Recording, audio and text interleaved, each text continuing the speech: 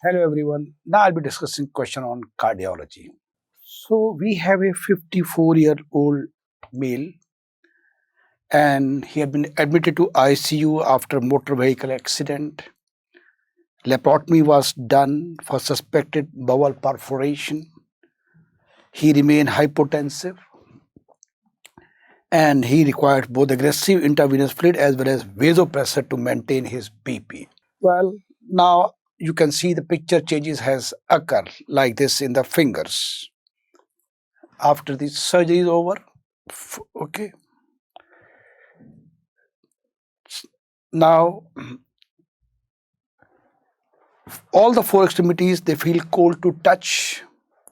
Most likely cause of this problem is norepinephrine induced vasospasm is the answer. Why this? Why not others? So the patient cool dusky fingers, they are the result of norepinephrine induced vasospasm.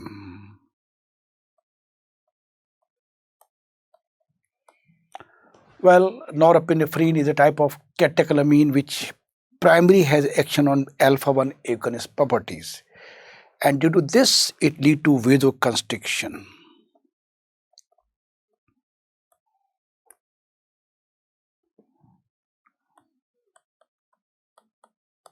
Okay, and this property is useful when we want to increase the blood pressure of hypotensive patient.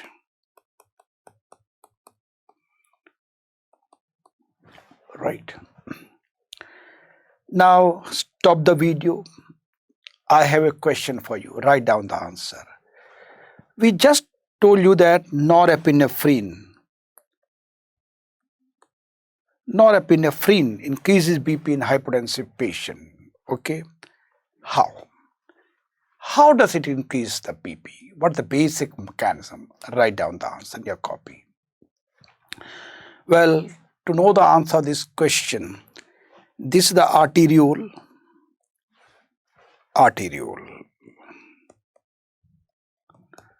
which are the main site of peripheral resistance. It has a alpha receptor and beta receptors.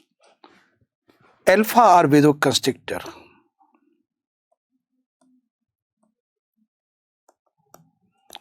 Beta are vasodilators. So when we use the drug norepinephrine, it causes vasoconstriction. And we also know very well BP is equal to cardiac output multiplied by peripheral resistance. When this vasoconstriction occurs, peripheral resistance increases. Why? Peripheral resistance is 1 by R4. R is the radius of the arteriole. Narrower the arteriole, more will be the peripheral resistance, BP will high. That's the mechanism why norepinephrine increases BP in a patient of hypertension. But at the same time, we don't have to forget it lead to intense vasoconstriction, and which has led to the problem what is shown in this question. So it decreases blood flow also when vasoconstriction is occurring. So it can result ischemia and necrosis of distal finger and toes. Well, not only that, this can happen in the finger and toes, which has been there in the picture of the question also.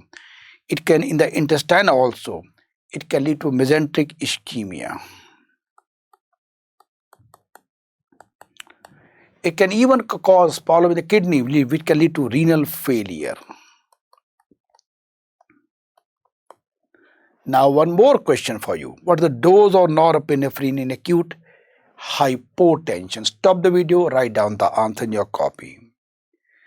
Well, it's 8 to 12 microgram per minute, and you can titrate somewhere around 2 to 4 microgram per minute is the maintenance dose.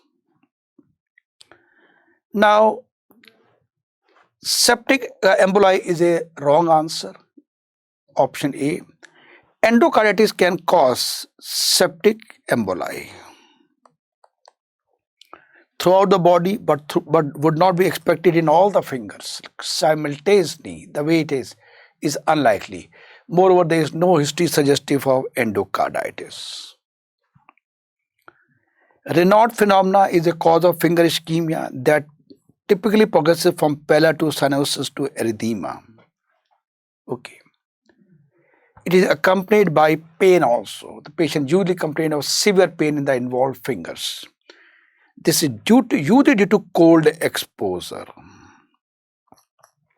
And one classical condition where this is seen is scleroderma,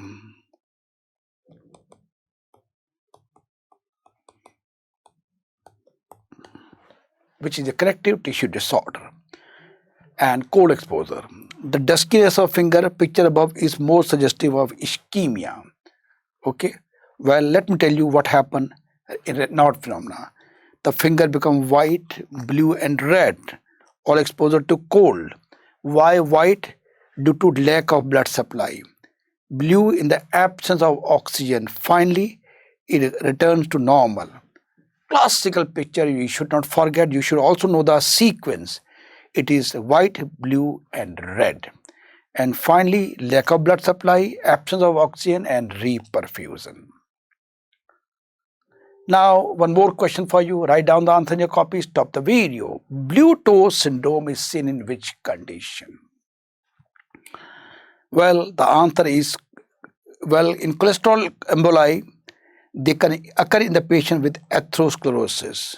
Now, this affects the distal portion of digit, thus occasionally called as blue toe syndrome. The blue toe syndrome is seen in cholesterol emboli. Symmetrical involvement is unlikely in these patients. Look into this. Okay. Blue toe syndrome. Superior vena cava syndrome. It occurs in those patients, maybe lung cancer,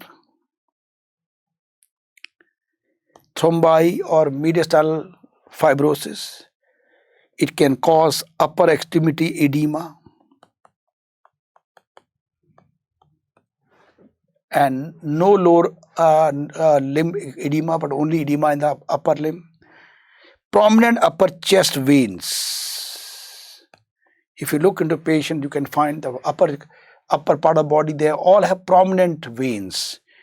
Arterial flow is preserved, so no ischemia will occur, definitely. Look into this. This is superior vena cava syndrome. You can see all prominent veins. Okay. Now, one more question for you. Which type of lung cancer is the most common cause of superior vena cava syndrome? It's a universal question asked in all the exams throughout the world. Write down the answer in your copy. Stop the video. But the answer is small cell lung cancer is the most common cause of superior vena cava syndrome. Now, one more question for you. There's one patient of superior vena cava syndrome. Okay. What a JVP finding you will be getting in this patient? Stop the video, write down the answer. The answer is non-pulsatile.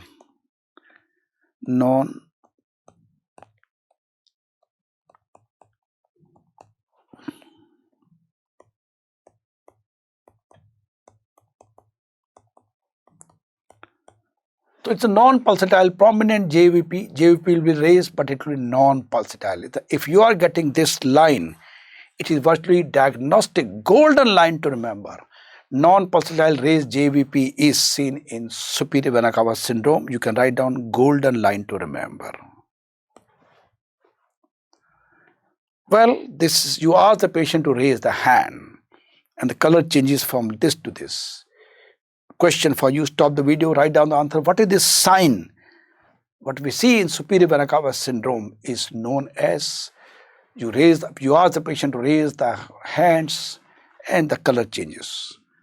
This is Pemberton's sign, very, very important.